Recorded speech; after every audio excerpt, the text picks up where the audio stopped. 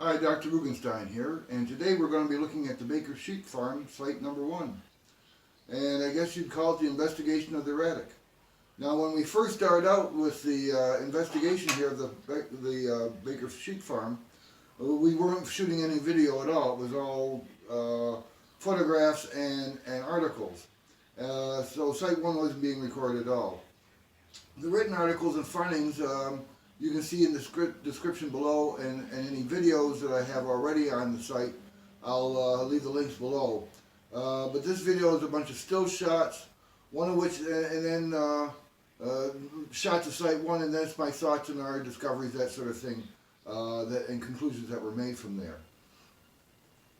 The map that you're looking at right now is an 1859 map, one of the earliest maps of the Baker Farm site. We find what looks like G. Banner owning the farm. However, from the census records and family histories, we know that it was actually owned by Orlando Baker. If you want, you can pause the video to take a closer look at this map, of course. Now, the 1850 census had the property owned by Andrew Barhite, who apparently was 48 and handicapped. He was blind. And Susan Barhite was listed there also, who was 71. It also has listed Elizabeth and Orlando Baker, and they are houseworker and laborer respectively. By 1855, Orlando is owner and Elizabeth is his wife, and they have a 3-year-old daughter called Chastine. They also have 2 servants listed at that time, Sarah Jane Yates, who's 13, and George DeLong, who happens to be 8. Now, Susan was a Barhite, Elizabeth was a Barhite. So that's how the Bakers and the Barhites kind of get together that way. Also notice that what will later be the Rathbun farm is owned at the time by J. Barhite. And the Bunce farm that's down the road there in later times becomes the Derrick farm. And there's a link in the description for that look also. The 1868 map found there's no one occupying the property at all. It does still list it as a location. Implies some sort of structure was there and existed. We're not quite sure what it is, if it's the building of a house or if it's the barns or barn. The next door property is named by the Barhites, and Rathbuns have now taken ownership of the previous J. Barhite property. Reason for abandonment of the Baker farm has to do with the opening of the West, actually. If you look at the poster that's there right now, and I'll have a link for the article on it, after the opening of the Erie Canal, improvement of the railroad, the West just became cheaper for people to own land than in New York State. Marginal land that was used for sheep farming before became vacant and used as paddocks, something of that nature.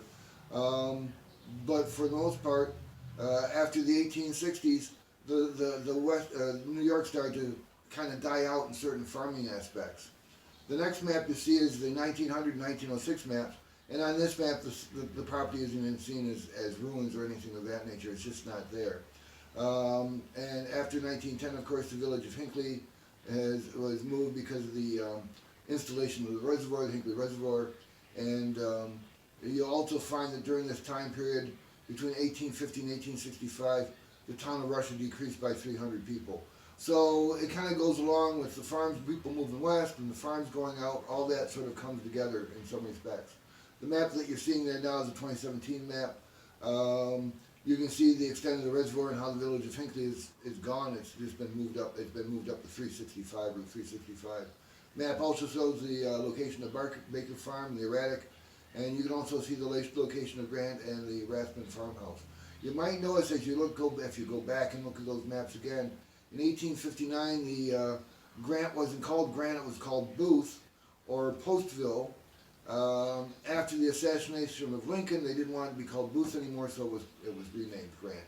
So in any case, this is the 2017 map, and the next map you're looking at here is a closer look at the dig itself. This is provided by Lee Green Consulting Professional Land Surveying, and this was via a grant from the Intercultural Open University Foundation.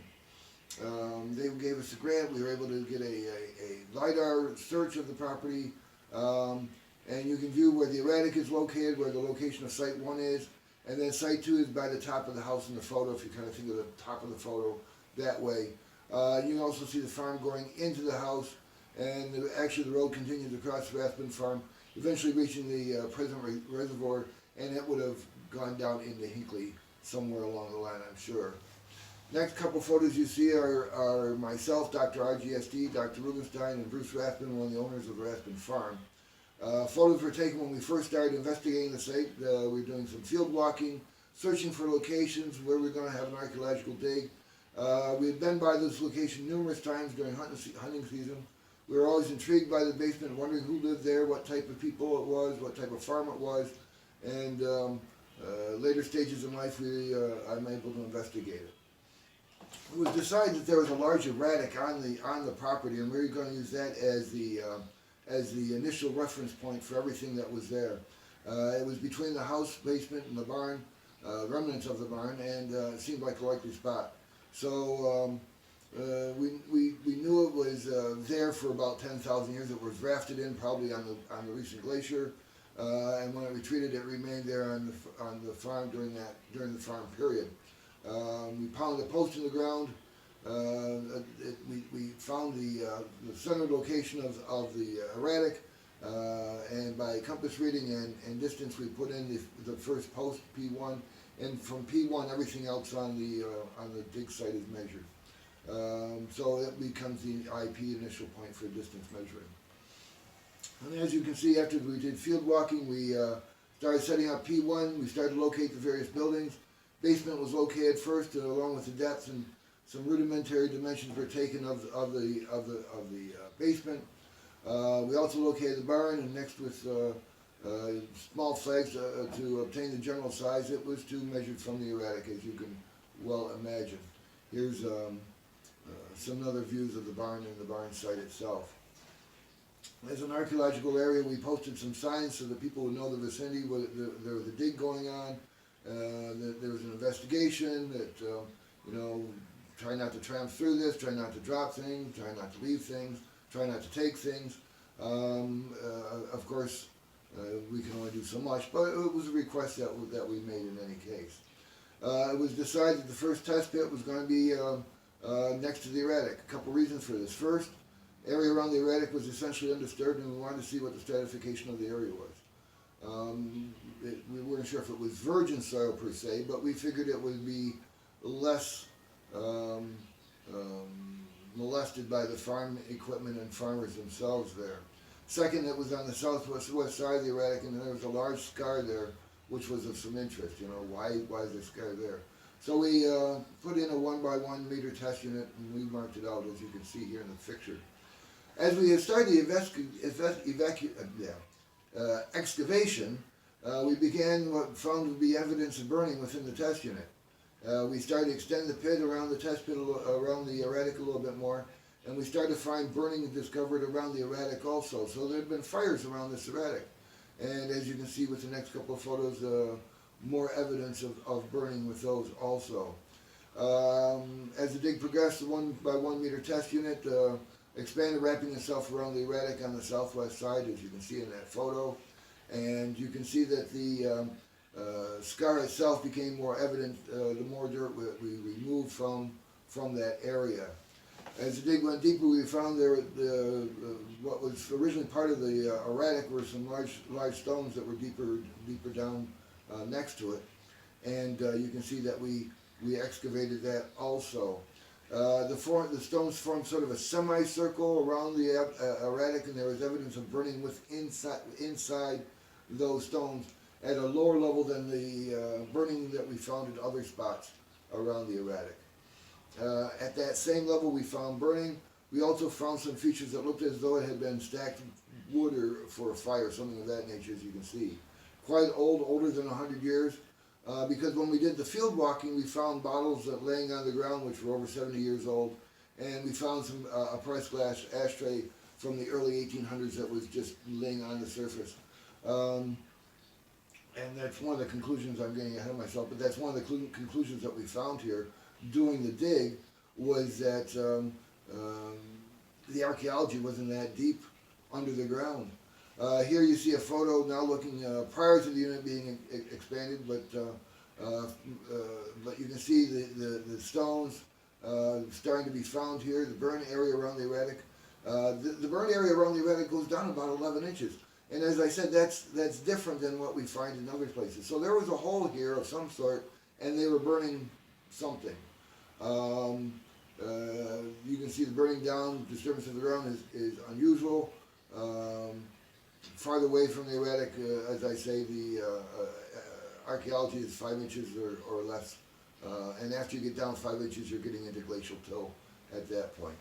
The next two photos kind of show where the stones were found along the erratic, the burned material down next to the erratic.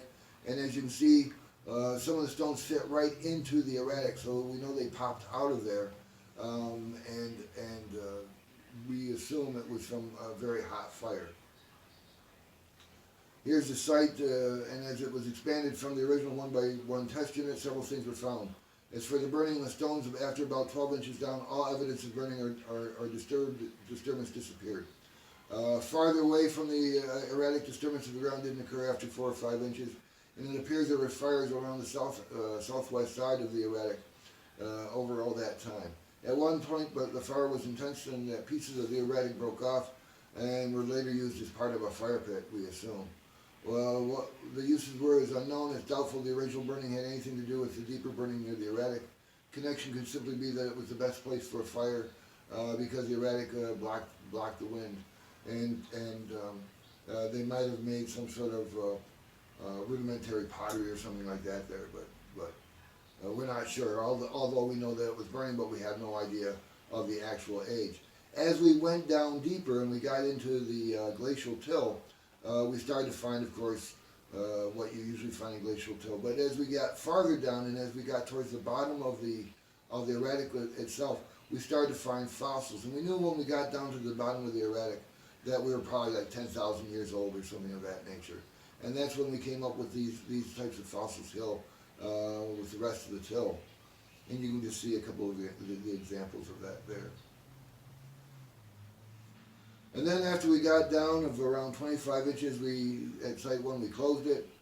We put in a time capsule of some present-day artifacts, I guess, if you want to think of it that way. We put in some coins from the year that we were digging, and then we closed it back up and covered it back up with the dirt that was around.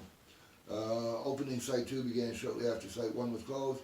The current photo you're looking at right now is from Lee Green Consulting again. And Site 1 is the erratic, and Site 2 is located at the house remnant. And in fact, if you look at the arrow, you can see the label is pointing to approximately the location of Site 2. And for Site 2, again, check out the playlist for that investigation. So with that, that gives you some idea of what was going on at Site 1. And from now on, we'll be using film, of course. So have a good day. I hope you found this interesting. And this is Dr. Rugenstein saying goodbye.